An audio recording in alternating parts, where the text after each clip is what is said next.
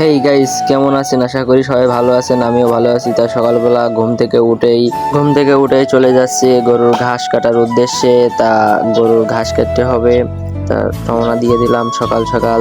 যেহেতু অনেক রোদ হয়, সেক্ষেত্রে সকাল সকাল গিয়ে ঘাস কেটে আনাই ভালো।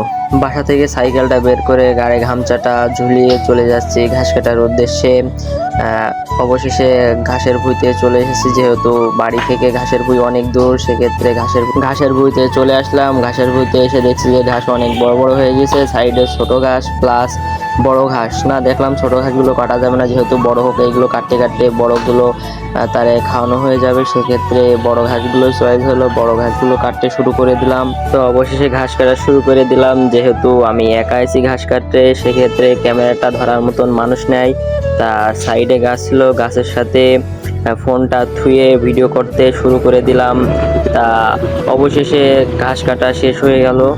ঘাসের বোঝাটা মাথায় নিয়ে রাস্তায় যাচ্ছিলাম, সাইকেলটা রাস্তায় থুয়াইছি, রাস্তা পর্যন্ত বোঝাটা মাথায় নিয়ে চলে আসলাম, এসে বাড়ির দিকে রওনা দিলাম। তো গাইস, আজকের ব্লগটা ছিল এই পর্যন্ত।